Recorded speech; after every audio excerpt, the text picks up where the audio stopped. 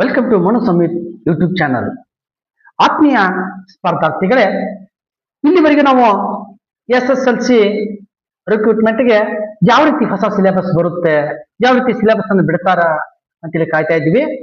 ಇಂದು ಅದರನ್ನ ಸಾರ್ವಜನಿಕ ಶಿಕ್ಷಣ ಇಲಾಖೆ ಏನ್ ಮಾಡಿದೆ, ಅಧಿಕೃತವಾದಂತ ಸಿಲೆಬಸ್ ಅನ್ನ ಇಂದು ಪ್ರಕಟಿಸಿದೆ.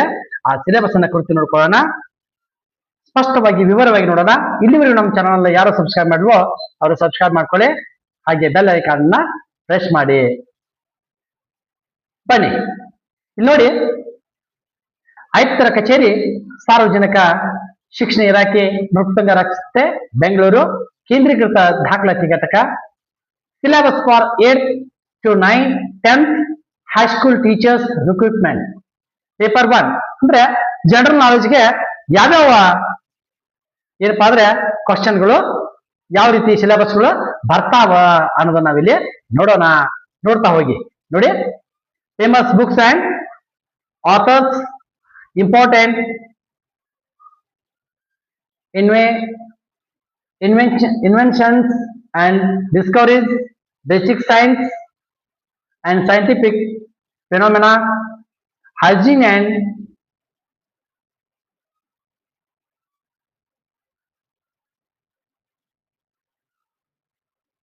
physiology, chronology and events in world history.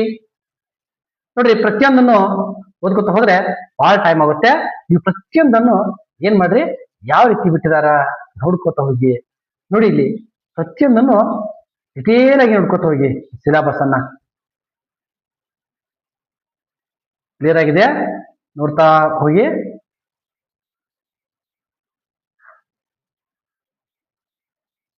ಇನ್ನ ಜನರದೊಳಗ ಎಜುಕೇಶನಲ್ ಸೈಕಾಲಜಿ, ಯಾಕಂದ್ರೆ ಸೈಕಾಲಜಿನ 25 ಮಾರ್ಕ್ಸ್ ಇರುತ್ತೆ ಜನರಲ್ ಪೇಪರ್ ಅಲ್ಲಿ. ಅದನ್ನ ಕ್ಲಿಯರ್ ಆಗಿ ನೋಡ್ಕೊಳ್ಳಿ. Learner and learning characteristics. ನೋಡ್ರಿ, ಇದು ಇಂಗ್ಲಿಷ್ ಮೀಡಿಯಂ ಇದೆ ಸಿಲೆಬಸ್, ನೋಡ್ಕೋತ ಹೋಗಿ.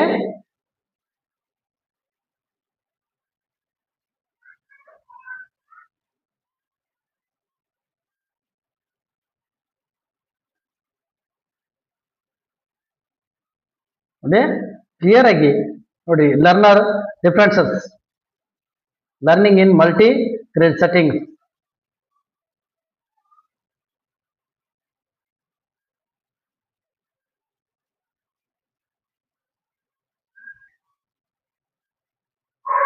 ನೋಡ್ರಿ, ನೆಕ್ಸ್ಟ್ ಬಂತು ಎಜುಕೇಶನಲ್ ಸೈಕಾಲಜಿ 8 to 10. ಅಂದ್ರೆ ಇದಕ್ಕಾಗಿ ವಿಶೇಷವಾಗಿ ಒಂದು ಸೈಕಾಲಜಿನ ಮೋಸ್ಟ್ ಇಂಪಾರ್ಟೆಂಟ್ ಇರುತ್ತೆ.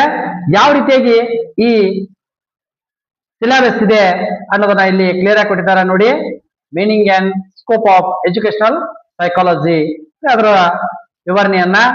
ಹಾಗೆ educational psychology, understanding the development of the learner,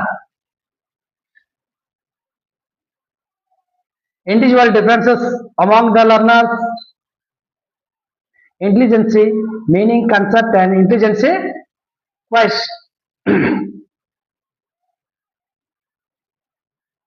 Multiple intelligences, gifted children, educational backward children, emotional intelligence and personality, group dynamics, mental health ಇದ್ರ ಕುರಿತು ಇದೆ. ಹಾಗೆ ಲರ್ನಿಂಗ್ ಅಂಡ್ ಫ್ಯಾಕ್ಟರ್ಸ್ ಕುರಿತು, ಥಿಯರೀಸ್ ಆಫ್ ಲರ್ನಿಂಗ್ ಅಂದ್ರೆ ಕಲಿಕೆಯ ಕುರಿತು ಆದಂತಹ ಸಂಶೋಧನೆಗಳು ಮತ್ತು ಅದರ ಪ್ರಯೋಗಗಳು ಎಲ್ಲವನ್ನು ಕೂಡ ಇದು ಏನಾಗಿದೆ, ಸೈಕಾಲಜಿ ಒಳಗೊಂಡಿದೆ. ಇನ್ನ ಜನರಲ್ ಇಂಗ್ಲಿಷ್ ಸಿಲೆಬಸ್, ಇದೆಲ್ಲ ಜನರಲ್ ಪೇಪರ್ಗೆ ಸಂಬಂಧಪಟ್ಟಿದ್ದು. ಪಾರ್ಟ್ಸ್ ಆಫ್ ಸ್ಪೀಚ್, ವರ್ಬ್ಸ್, ನಾವು ಏನೇನು ನೋಡ್ಕೋಬೇಕು. ಈಗಿರ್ತ ನಮ್ಮ ಸ್ಟಡಿ ಅಂತ ನಾವು ಸ್ಟಾರ್ಟ್ ಮಾಡಿರ್ತೀವಿ, ಯಾವ ರೀತಿಯಾಗಿ ನಾವು ಕಂಪ್ಲೀಟ್ ಆಗಿ ಅದನ್ನ ನೋಡ್ಕೋಬೇಕು ಅನ್ನೋದು. Articles, corrections, pronunciation, types of syntax, cohesive devices, figures of speech, sentence, transformations and degrees, rules of paragraph writing, punctuation marks, error, location and correction, items and phrases, clause types. ಇವೆಲ್ಲವನ್ನು ನಾವು details ಆಗಿ ತಿಳ್ಕೊಂಡ್ರೆ English ನಲ್ಲಿ ನಾವು ಸಂಪೂರ್ಣವಾಗಿ marks ಅನ್ನು ತಗೋಬಹುದು. ಇನ್ನ ನೆಕ್ಸ್ಟ್ ಬರೋದು ಜನರಲ್ ಪೇಪರ್ ಅಲ್ಲಿ ಒಂದೇದಾಯ್ತು ಜನರಲ್ ಪೂರ್ತಿ, ಆನಂತರ ಸೈಕಾಲಜಿ ಆಯ್ತು, ಆನಂತರ ಇಂಗ್ಲಿಷ್ ಆಯ್ತು, ಇನ್ನು ಕಂಪ್ಯೂಟರ್ ಒಂದು ಬರುತ್ತೆ, ಕಂಪ್ಯೂಟರ್ ನಾಲೆಜ್. ಇದು 8 10 ಮಾರ್ಕ್ಸಿಗೆ 10 15 ಮಾರ್ಕ್ಸಿಗೆ ಬರುತ್ತೆ. ಕಂಪ್ಯೂಟರ್ ಲಿಟರರಿ ನೋಡಿ, ಇಂಟ್ರೊಡ್ಯೂಸ್ ಟು ಕಂಪ್ಯೂಟರ್, ಅದ್ರ ಬಗ್ಗೆ ವಿವರಣೆ ಬರುತ್ತೆ, ಅದನ್ನು ತಿಳ್ಕೋಬೇಕು. Introduction to operating systems, typing system, operating systems ಬಗ್ಗೆ ಬರುತ್ತೆ. ಅಪ್ಲಿಕೇಶನ್ ಸಾಫ್ಟ್ವೇರ್ಗಳ ಬಗ್ಗೆ ಬರುತ್ತೆ, ಅಪ್ಲಿಕೇಶನ್ ಬಗ್ಗೆ. ಅದು ನಾವು ಈಗಾಗಲೇ ನೀವೆಲ್ಲ ಫೋನ್ಗಳನ್ನ ಯೂಸ್ ಮಾಡ್ತಿರ್ತೀರಿ, ಲ್ಯಾಪ್ಟಾಪ್ಗಳನ್ನ ಯೂಸ್ ಮಾಡ್ತಿರ್ತೀರಿ, ಇವೆಲ್ಲವನ್ನು ನೀವು ಸರಳವಾಗಿ ಆನ್ಸರ್ ಕೊಡಬಹುದು. ಆದ್ರೆ ಥಿಯರಿ ಸ್ಟಡಿ ಮಾಡೋದಿರ್ತಲ್ಲ, ಮೋಸ್ಟ್ ಇಂಪಾರ್ಟೆಂಟ್ ಅಭ್ಯರ್ಥಿಗಳೇ, most important guys. Internet applications ಅಂದ್ರೆ ಯಾವ ರೀತಿ ಅಪ್ಲಿಕೇಶನ್ ಹಾಕ್ಬೇಕು, ಅವಕ್ಕೆ ಸಂಬಂಧಪಟ್ಟಂತ ವೆಬ್ಸೈಟ್ಗಳು ಯಾವ್ಯಾವು, ಲ್ಯಾನ್ ವ್ಯಾನ್ WWW ಯಾವ ರೀತಿಯಾಗಿ ವರ್ಕ್ ಮಾಡ್ತಾವ, ಇನ್ನು ನುಡಿ ಸಾಫ್ಟ್ವೇರ್ನ ಯಾವ ರೀತಿಯಾಗಿ ನಾವು ಯೂಸಸ್ ಮಾಡ್ತೇವೆ ಅನ್ನೋದನ್ನ ಕುರಿತು ಹೇಳ್ಬೇಕಾಗುತ್ತೆ. ಇನ್ನ ಜನರಲ್ ಮೆಂಟಲ್ ಅಪ್ಟಿಟ್ಯೂಡ್ ಟೆಸ್ಟ್ ಅಂದ್ರೆ ಇದು ಮೆಂಟಲ್ ಎಬಿಲಿಟಿ ಅಂತ ಕೇಳ್ತೀವಲ್ಲ, ಅದು ಮೆಂಟಲ್ ಎಬಿಲಿಟಿ. ಸೈಕಾಲಜಿ ಅದೆಲ್ಲ ಆಯ್ತು. ಇನ್ನ mental ability, series of completion ಅಂದ್ರೆ ನಂಬರ್ ಸೀರೀಸು, ಇವು ಅಲ್ಫಾಬೆಟಿಕ್ ಸೀರೀಸು, ಲೆಟರ್ ಸೀರೀಸು ಬರ್ತಾವಲ್ಲ ಅವು.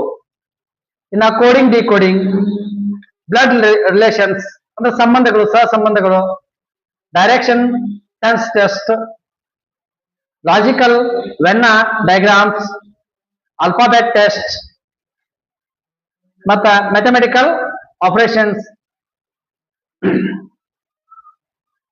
ಅರ್ಥಮೆಟಿಕಲ್ ರೀಸನಿಂಗ್, ಏಜ್, ಇವೆಲ್ಲವೂ ಏನಾಗಿದೆ ಮೆಂಟಲ್ ಎಬಿಲಿಟಿಗೆ ಸಂಬಂಧಪಟ್ಟಂತ ಸಿಲೆಬಸ್ ಆಗಿದೆ. ನೋಡ್ಕೊಳ್ಳಿ, ಇವೆಲ್ಲ syllabus most important. Paper 2 specific subjects ಅಂದ್ರೆ ಇದು ಕನ್ನಡಕ್ಕೆ ಸಂಬಂಧಪಟ್ಟಿದ್ದು. ಕನ್ನಡಕ್ಕೆ ಸಂಬಂಧಪಟ್ಟಂತ ಪಠ್ಯ ವಸ್ತು ಯಾವ ರೀತಿ ಇದೆ ಅನ್ನೋದನ್ನ ಇಲ್ಲಿ ನಾವು ನೋಡ್ಕೋತ ಹೋಗೋಣ.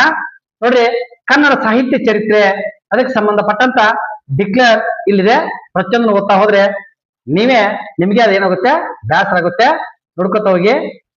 ಇನ್ನ ಭಾರತೀಯ ಕಾವ್ಯ ಮೀಮಾಂಸೆ, ಯಾರ್ಯಾರು ಪುಸ್ತಕಗಳನ್ನ ನಾವು ಇವನ್ನ ಓದ್ಬೇಕು, ಯಾರ್ಯಾರು ಸಾಹಿತಿಗಳು ಅವನನ್ನ ರಚನೆ ಮಾಡಿದಾರ ಅನ್ನೋದನ್ನ ನಾವು ಈಗಾಗಲೇ ಪುಸ್ತಕವನ್ನು ಓದಕ್ ಸ್ಟಾರ್ಟ್ ಮಾಡ್ತೀವಿ. ಆದ್ರ ಇವತ್ತಿಂತ್ರ ನೀವೇನ್ ಮಾಡ್ರಿ, ಸಿಲೆಬಸ್ ಇಟ್ಕೊಂಡು ಓದಕ್ ಸ್ಟಾರ್ಟ್ ಮಾಡ್ರಿ. ಹಳಗನ್ನಡ ವ್ಯಾಕರಣ, ಛಂದಸ್ಸು, ಅಲಂಕಾರ, ಭಾಷಾ ಬೋಧನೆಯ ತತ್ವಗಳು. ಈ ಛಂದಸ್ಸು, ಅಲಂಕಾರ ಇವುಗಳ ಗ್ರಾಮರ್ಗಳ ಈಗ ನೋಡ್ರಿ, ಪರಾಮರ್ಶನ ಗ್ರಂಥಗಳು ನೋಡ್ರಿ, ಎಲ್ಲವನ್ನು ಕ್ಲಿಯರ್ ನೋಡ್ಕೊಡ್ರಿ. ಕನ್ನಡ ಸಾಹಿತ್ಯ ಚರಿತ್ರೆ ಯಾರು ಬರೆದಿದ್ದಪ್ಪ ಅಂದ್ರ ತಸು ಶ್ಯಾಮರಾಯ್ ಮತ್ತು ರಂಶ್ರೀ ಮುಗುಳಿ ಅವ್ರದ್ದು.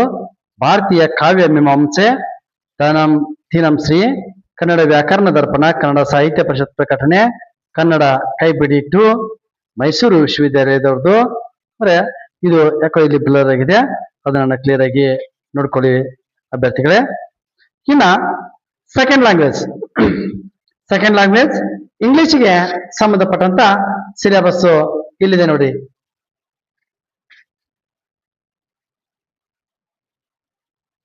ಲ್ಯಾಂಗ್ವೇಜ್ ಯೂಸ್, ಗ್ರಾಮರು, ಇದಕ್ಕೆಲ್ಲ ಸಂಬಂಧಪಟ್ಟಂತ ವಿವರಣೆ ಇಲ್ಲಿ ಬರುತ್ತೆ. ಗ್ರಾಮರ್ಗಳದ್ದು ಎಲ್ಲ ವಿವರಣೆ ಇದೆ ನೋಡಿ.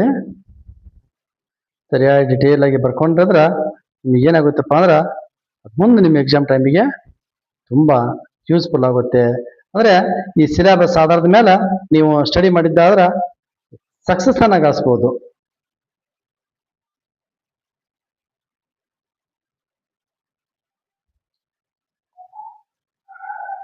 ಆತ್ಮೀಯ ಸ್ಪರ್ಧಾಳುಗಳೇ, ಈ ಸಿಲೆಬಸ್ನಿಂದ ನಿಮಗೆ ತುಂಬಾ ಉಪಯುಕ್ತ ಆಗುತ್ತೆ.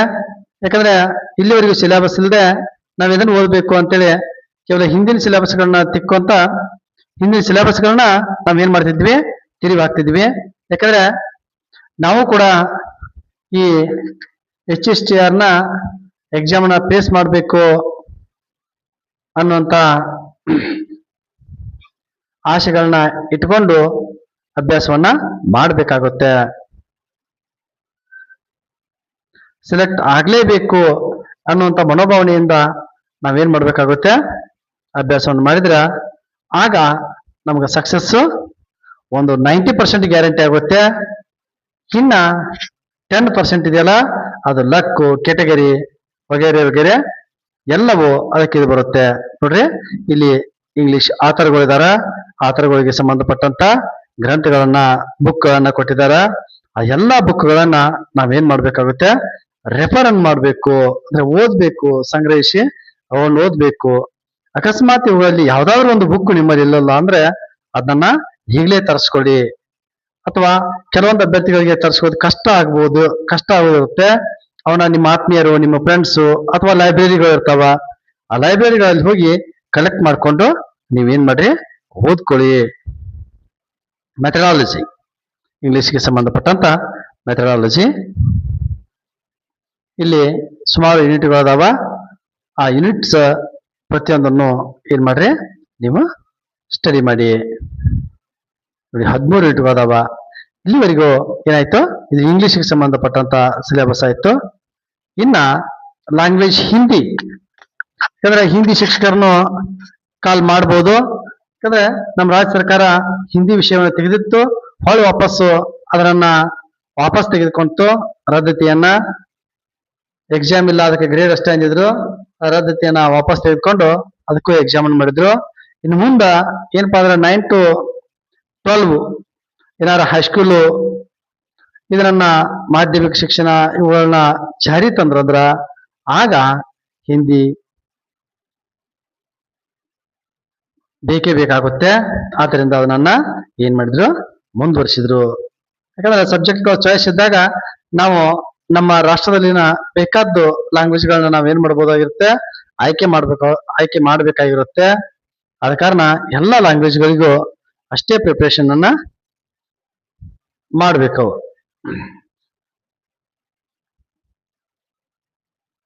ನೋಡಿ, ಇದು ಹಿಂದಿಗೆ ಸಂಬಂಧಪಟ್ಟಂತ ಸಿಲೆಬಸ್. ಹಿಂದಿಗೆ ಸಂಬಂಧಪಟ್ಟಂತ ಸಿಲೆಬಸ್ ಇದಾಗಿದೆ.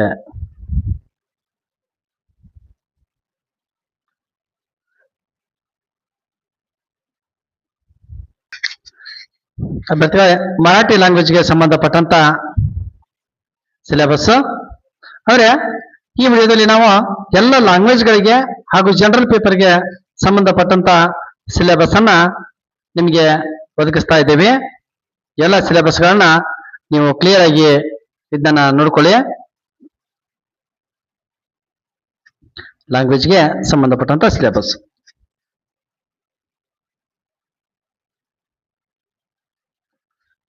ಇದು ಮರಾಠಿ ಲ್ಯಾಂಗ್ವೇಜ್. ಯಾಕಂದ್ರೆ ಇಲ್ಲಿ ನಾವು ಮಹಾರಾಷ್ಟ್ರ ಬಾರ್ಡರ್ ಇರೋದ್ರಿಂದ ಇಲ್ಲಿ ತುಂಬಾ ಸ್ಕೂಲ್ಗಳು ಮರಾಠಿ ಇದಾವ, ಅದಕ್ಕಾಗಿ ಮರಾಠಿ ಕೂಡ ಕಾಲಾಗುತ್ತೆ. ಇನ್ನ ಅತಿ ಮುಖ್ಯವಾದಂತ ಸೋಷಿಯಲ್ ಸೈನ್ಸ್ಗೆ ಸಂಬಂಧಪಟ್ಟಂತ ಸಿಲೆಬಸ್ ಈ ರೀತಿ ಇದೆ ನೋಡಿ ಅಭ್ಯರ್ಥಿಗಳೇ. ಹಿಸ್ಟ್ರಿ, ಮೊದಲು ಹಿಸ್ಟ್ರಿಗೆ ಸಂಬಂಧಪಟ್ಟಂತ ಸಿಲೆಬಸ್ ಅನ್ನ ನೀಡಿರ್ತಾರ. ಈ ಎಲ್ಲ ಸಿಲೆಬಸ್ ಅನ್ನು ನೀವು ಕ್ಲಿಯರ್ ಆಗಿ ನೋಡ್ಕೊಳ್ಳಿ. ಈ ಎಲ್ಲ ಸಿಲೆಬಸ್ ಕೂಡ ಮೋಸ್ಟ್ ಇಂಪಾರ್ಟೆಂಟ್. ಯಾಕಂದ್ರೆ ಹಿಸ್ಟ್ರಿ ತುಂಬಾ ಸಾಗರ ಇದ್ದ ಹಾಗೆ, ಅದನ್ನೆಲ್ಲವನ್ನ ಮುತ್ತು ಹೆಕ್ಕಿದಾಗೆ ನಮಗೆ ಮೋಸ್ಟ್ ಇಂಪಾರ್ಟೆಂಟ್ ಇರುವಂತ ವಿಷಯಗಳನ್ನ ನಾವು ಅದನ್ನ ನೋಟ್ಸ್ ಮಾಡ್ಕೋತಾ ಸಾಗ್ಬೇಕಾಗುತ್ತೆ. ನಾವು ನೋಟ್ಸ್ ಮಾಡ್ಕೋದೆ ಹಾಗೆ ಸುಮ್ಮನೆ ಓದ್ತೀವಪ್ಪ ಅಂದ್ರ ಅದು ಅಷ್ಟು ಈಸಿಯಾಗಿ ನೆನಪಿಡಿಯೋ ಸಬ್ಜೆಕ್ಟ್ ಅಲ್ಲ. ಅದ ಕಾರಣ ಈ ಸಿಲೆಬಸ್ ಅನ್ನು ನೋಡಿ ನೀವೇನ್ ಮಾಡಿ, ಅದರಲ್ಲಿರುವಂತ ಇಂಪಾರ್ಟೆಂಟ್ ಅಂಶಗಳನ್ನ ಟಿಪ್ಪಣಿ ಮಾಡ್ಕೊಳ್ಳಿ. ಎಕ್ಸಾಮ್ ಸಮೀಪ ಬಂದಾಗ ಅವುಗಳನ್ನಷ್ಟೇ ಓದ್ಕೊಂಡ್ರು ನಡೆಯುತ್ತೆ. ಇನ್ನು ಪೊಲಿಟಿಕಲ್ ಸೈನ್ಸ್ಗೆ ಸಂಬಂಧಪಟ್ಟಂತ ಏನೋ ಸಿಲೆಬಸ್ ಪಠ್ಯಕ್ರಮ, ಪೊಲಿಟಿಕಲ್ ಸೈನ್ಸ್ಗೆ ಸಂಬಂಧಪಟ್ಟಂತ ಪಠ್ಯಕ್ರಮ ನೋಡಿ. ಇನ್ನ ಸೋಷಿಯಾಲಜಿಗೆ ಸಂಬಂಧಪಟ್ಟಂತ ಸಿಲೆಬಸ್ ಸೋಷಿಯಾಲಜಿಗೆ ಸಂಬಂಧಪಟ್ಟಂತ ಸಿಲೆಬಸ್ ಇಲ್ಲಿದೆ, ನೋಡ್ಕೊಳ್ಳಿ. ಈ ಪಠ್ಯಕ್ರಮ ನಮಗೆ ತುಂಬಾ ಅಗತ್ಯತೆ ಬೀಳುತ್ತೆ. ಯಾಕಪ್ಪ ಅಂದ್ರ ಇನ್ನು ಜಿಯೋಗ್ರಫಿಗೆ ಸಂಬಂಧಪಟ್ಟಂತ ಪಠ್ಯಕ್ರಮ. ಇಲ್ಲಿವರೆಗೂ ನಮಗೆ ಪಠ್ಯಕ್ರಮ ಅವೈಲೇಬಲ್ ಇಲ್ಲದಕ್ಕಾಗಿನ ನಾವು ಸಾಕಷ್ಟು ಗೊಂದಲಗಳನ್ನ ಮಾಡಿಕೊಂಡು ಏನ್ ಓದ್ಬೇಕು ಅಥವಾ ಯಾವ್ದನ್ನ ಓದ್ಬೇಕು, ಎಷ್ಟು ಓದ್ಬೇಕು ಅನ್ನೋ ತಿಳಿದೆ ಸಾಕಷ್ಟು ಗೊಂದಲಕ್ಕೆ ಒಳಪಟ್ಟು ಕೆಲವೊಬ್ಬರಂತೂ ಏನು ಓದಿನ ಸುಮ್ ಕೂತ್ ಬಿಟ್ಟಿದ್ರು. ಸಿಲೆಬಸ್ ಬಿಟ್ಟಿಲ್ಲ, ಏನ್ ಬೀಳುತ್ತೆ, ಯಾಕಂದ್ರೆ ಹೊಸ ಏನಪ್ಪಾ ಅಂದ್ರೆ ಎಕನಾಮಿಕ್ಸ್ಗೆ ಸಂಬಂಧಪಟ್ಟಿದ್ದು. ಈಗ ಹೊಸ ಪದ್ಧತಿಯನ್ನ ಸ್ಟಾರ್ಟ್ ಮಾಡಿದ್ರು. ಮೊದಲು 70% CET ಇತ್ತು, ಆದ್ರೆ ಈಗ 85% CET ತಗೋತಾರ ಅಂದಾರ. ಹಾಗಾದ್ರೆ 85% ಬರುವಂತ ಸಿಲೆಬಸ್ ಯಾವ ರೀತಿ ಇರುತ್ತೆ, ನಾವು ಯಾವ್ದನ್ನ ರೆಫರ್ ಮಾಡ್ಬೇಕು ಅನ್ನೋದನ್ನ ಕುಲಂಕುಷವಾಗಿ ಅಧ್ಯಯನ ಮಾಡೋದಕ್ಕ ಸಿಗಾಕತ್ತಿರ್ಕಿಲ್ಲ. ಆದ್ರ ಈಗ ಅದನ್ನ ಏನ್ ಬಿಡುತ್ತೆ, ಅಧಿಕೃತವಾಗಿ ಬಿಟ್ಟಿದಾರ. ಇನ್ನು ಬಿಸ್ನೆಸ್ ಸ್ಟಡಿಗೆ ಸಂಬಂಧಪಟ್ಟಂತ ಸಿಲೆಬಸ್ ಅನ್ನ ನೋಡ್ಕೊಳ್ಳಿ. ಈ ಎಲ್ಲ ಸಿಲೆಬಸ್ಗಳು ಏನಪ್ಪಾ ಅಂದ್ರೆ ನಮಗೆ ಅವಶ್ಯಕವಾಗಿರುವಂತಹ ಸಿಲೆಬಸ್ಗಳೇ. ಎಲ್ಲ ಸಿಲೆಬಸ್ಗಳು ಮೋಸ್ಟ್ ಇಂಪಾರ್ಟೆಂಟ್.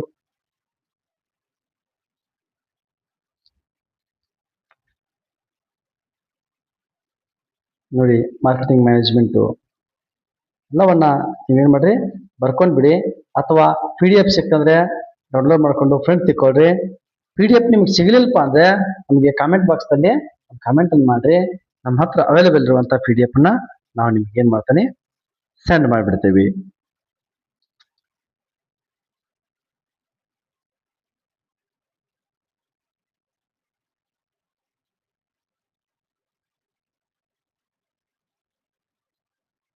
ಅಂದ್ರಲ್ಲಿ ಸ್ವಲ್ಪ ಬ್ಲರ್ ಆಗಿತ್ತು. ಇನ್ನು ದೈಹಿಕ ಶಿಕ್ಷಣಕ್ಕೆ ಸಂಬಂಧಪಟ್ಟಂತ ಸಿಲೆಬಸ್ ಈ ಕೆಳಗಿನಂತಿದೆ ನೋಡಿ. ಪ್ರತಿಯೊಂದನ್ನು ಕ್ಲಿಯರ್ ಆಗಿ ನೋಡ್ತಾ ಹೋಗಿ. ನೋಡಿ, ತುಂಬಾ ದಿನಗಳಿಂದ ದೈಹಿಕ ಶಿಕ್ಷಕರ ಕೊರತೆ ತುಂಬಾ ಇದೆ ನಮ್ಮ ರಾಜ್ಯದಲ್ಲಿ. ಅದಕ್ಕಾಗಿ ದೈಹಿಕ ಶಿಕ್ಷಕರನ್ನು ಕೂಡ ಈ ರಿಕ್ರೂಟ್ಮೆಂಟ್ ನಲ್ಲಿ ತುಂಬಿಕೊಂಡಿದ್ದಾರೆ. ಆದ ಕಾರಣ ನೀವು ಕೂಡ, ಕಾಂಪಿಟೇಷನ್ ಜಾಸ್ತಿ ಇದೆ, ಕಾಂಪಿಟೇಷನ್ ಜಾಸ್ತಿ. ದೈಹಿಕ ಶಿಕ್ಷಣ B.Ed ಅನ್ನು ತುಂಬಾ ಜನ ಮುಗಿಸಿದಾರ. ಆದ ಕಾರಣ ಎಲ್ಲರೂ ಈ ಸಿಲೆಬಸ್ ಅನ್ನ ಏನ್ ಮಾಡ್ರಿ, ಇಟ್ಕೊಂಡು ಸ್ಟಡಿಯನ್ನು ಸ್ಟಾರ್ಟ್ ಮಾಡಿ.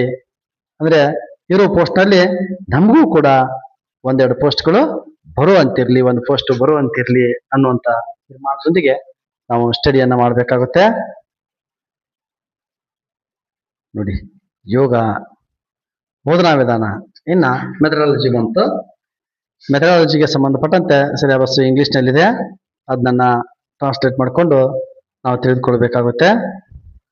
ಅಭ್ಯರ್ಥಿಗಳೇ, ಈ ಸಿಲೆಬಸ್ ನಿಮಗೆ ಯೂಸ್ಫುಲ್ ಆಗುತ್ತೆ ಅನ್ನುವಂತ ನಂಬಿಕೆಯಿಂದ ನಾವು ವಿಡಿಯೋನ ಮಾಡಿದ್ದೀನಿ. ಇನ್ನ ಈ CET, GPSTR ಮತ್ತು TET ಹಾಗೆ HSTR ಎಲ್ಲವಕ್ಕೂ ಸಂಬಂಧಪಡುವಂತೆ SS ಮತ್ತು ಮ್ಯಾಥ್ಸ್ಗೆ ಸಂಬಂಧಪಟ್ಟಂತ ಹಾಗೂ ಕನ್ನಡಕ್ಕೆ ಸಂಬಂಧಪಡುವಂತ ವಿಡಿಯೋಗಳನ್ನ ನಾವಿನ್ನು ಅಪ್ಲೋಡ್ ಮಾಡ್ತೀವಿ. Thank you.